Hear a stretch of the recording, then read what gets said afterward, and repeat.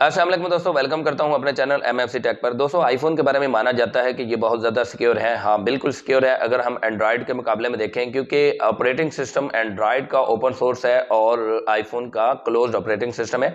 तो इस लिहाज से जो आईफोन है वो एंड्रॉयड से कदरे बेहतर है सिक्योरिटी मैटर में। लेकिन ये कहना कि आईफोन हैक ही नहीं हो सकता, ये बिल्कुल गलत है। हैकर्स नए से नए तरीके ईजाद या दरियाफ्त करते रहते हैं आपके iOS को या एंड्रॉयड को हैक करने के। तो आईफोन एक प्राइम टारगेट हो सकता है किसी भी मालवेयर के लिए, स्पाईवेयर के लिए, रैंसमवेयर या वायरस के लिए। आज की वीडियो में मैं आपको ये बताऊंगा कि आपका मोबाइल फोन कैसे हैक हो जाता है, उसके साइंस क्या हैं और आप अपने मोबाइल फोन को हैक होने से कैसे बचा सकते हैं। इससे पहले कि मैं आपको ये सारी इन्फॉर्मेशन दूं, मेरी एक छोटी सी रिक्वेस्ट है कि अगर आप मेरे चैनल पर नए हैं तो काइंडली मेरे चैनल को सब्सक्राइब कर दें, बेल आइकन को प्रेस करके ऑल नोटिफिकेशन पर क्लिक कर दें, वीडियो को लाइक करें और ज्यादा से ज्यादा दोस्तों के साथ शेयर करें ताकि दोस्त अहबाब इन परेशानियों से बच सकें जो कि हैक होने के बाद पेश आती हैं। तो दोस्तों, बढ़ते हैं आज के टॉपिक की तरफ। नंबर 1 पे मैं आपको बताता हूं कि आपका मोबाइल फोन हैक कैसे हो सकता है।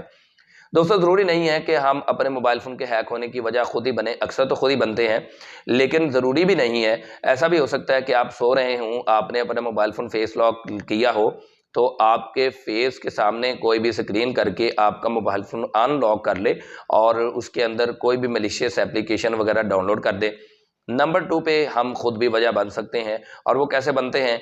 अगर हम कुछ एप्लीकेशंस प्ले स्टोर या ऐप स्टोर से बाहर से जाकर डाउनलोड करें, किसी थर्ड सोर्स से डाउनलोड करें, तो तब भी चांसेस होते हैं कि उन एप्लीकेशंस या उन गेम्स के अंदर मालवेयर, रैंसमवेयर, स्पाईवेयर या वायरस हो सकता है। दोस्तों, बाज़ औक़ात ये भी होता है कि हम ऐप स्टोर के अंदर या प्ले स्टोर के अंदर रहते हुए भी कुछ एप्लीकेशंस को डाउनलोड करते हैं, इंस्टॉल करते हैं अपने मोबाइल फ़ोन में, वो भी स्पाईवेयर अटैक या मालवेयर अटैक होती हैं।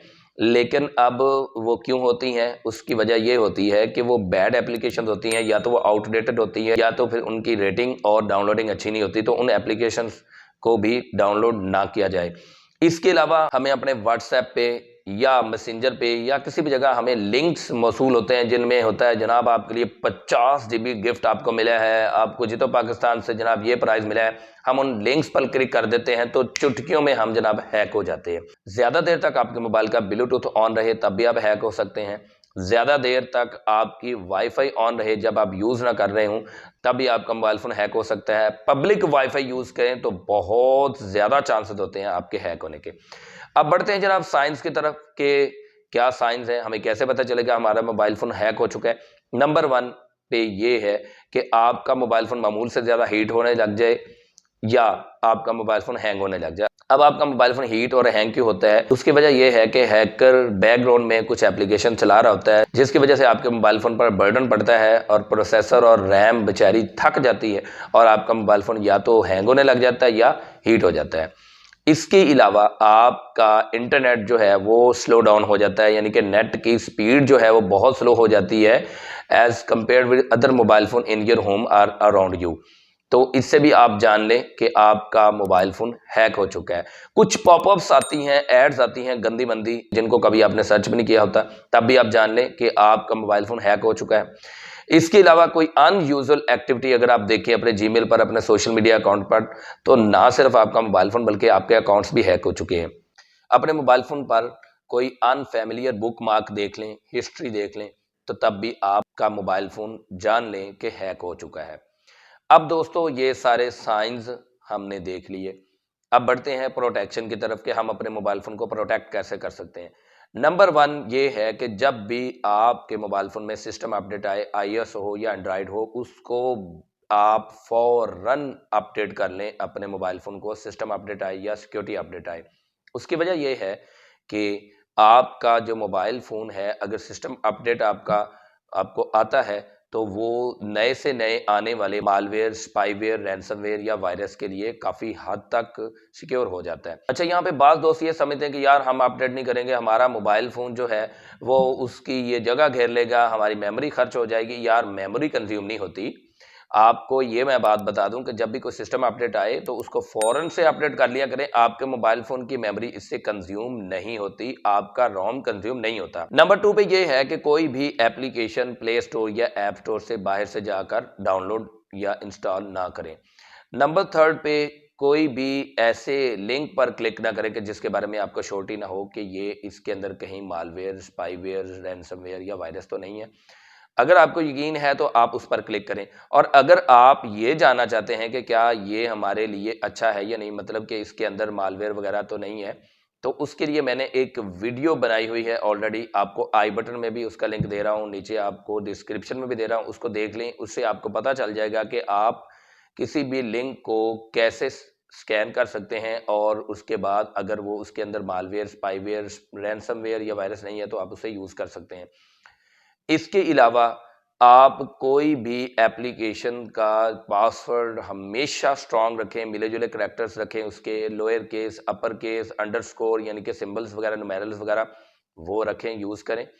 इसके अलावा अगर किसी भी एप्लीकेशन में टू फैक्टर ऑथेंटिकेशन या टू स्टेप वेरिफिकेशन है तो उसको हमेशा एनेबल करें।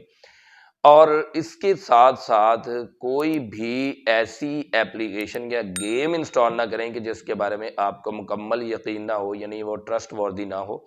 तब तक आप उसको इंस्टॉल या डाउनलोड ना करें जब तक आपको मुकम्मल यकीन ना हो कि इसके अंदर कोई वायरस वगैरह तो नहीं है। लास्ट पे ये है कि कोई भी ऐसा एंटीवायरस सॉफ्टवेयर भी ना करें जिसके बारे में श्योरिटी ना हो कि ये हमारे पास जो एंटीवायरस सॉफ्टवेयर है ये कहीं वायरस तो नहीं है। क्योंकि ऐसा भी होता है कि कुछ एंटीवायरस भी वायरस होते हैं, तो आप एंटीवायरस प्रोग्राम को या एंटीवायरस एप्लीकेशन को या एंटीवायरस सॉफ्टवेयर को भी इंस्टॉल करते वक्त ये ध्यान रखें कि कहीं ये वायरस तो नहीं। तो दोस्तों ये तमाम टिप्स या सॉल्यूशंस या तमाम इंफॉर्मेशन को मद्देनजर रखेंगे तो इंशाल्लाह आप किसी भी वक्त वायरस अटैक से बच जाएंगे, चाहे आपका एंड्रॉयड है या आईफोन है। क्योंकि आईफोन तो मैंने आपको बता दिया कि काफ़ी हद तक सिक्योर है, और आईफोन खुद कहता है कि हम नोटिफाई कर देते हैं अगर कुछ ऐसी एक्टिविटी हम अनयूजुअल देखते हैं, लेकिन मुझे कोई आइडिया नहीं है कि ये नोटिफाई करते हैं कि नहीं करते। ठीक है, ऐसा कभी हुआ नहीं है, अल्लाह माफ़ करे ना हो। ठीक है, आप सबके साथ भी ना हो कि आपका मोबाइल फ़ोन हैक हो। तो दोस्तों अगर आज की वीडियो से थोड़ी सी भी आपको हेल्प मिली है तो मेरी वीडियो को लाइक करें, ज़्यादा से ज़्यादा दोस्तों के साथ शेयर करें, ताकि यार बहुत से दोस्त अब आप बच सकें। और कुछ मेरे ऐसे दोस्त अब आप भी जो लालच में बेचारे आ जाते हैं 50 GB डाटा की, या जनाब जी तो पाकिस्तान के गोल्ड के लालच में, या फिर जनाब लैपटॉप स्कीम के लालच में, एहसास प्रोग्राम की स्कीम के लालच में, तो वो लोग भी बच सके। अगर आप मेरे चैनल पर नए हैं तो मेरे चैनल को सब्सक्राइब कर दें, बेल आइकन को प्रेस करके ऑल नोटिफिकेशन पर क्लिक कर दें, ताकि हमारा और आपका राब्ता बिलातातुल हो सके। वीडियो को लाइक करें, दोस्तों के साथ शेयर करें। और आज की वीडियो में मुझे दीजिए इजाज़त, अगली किसी वीडियो तक के लिए, तब तक के लिए अल्लाह हाफिज़।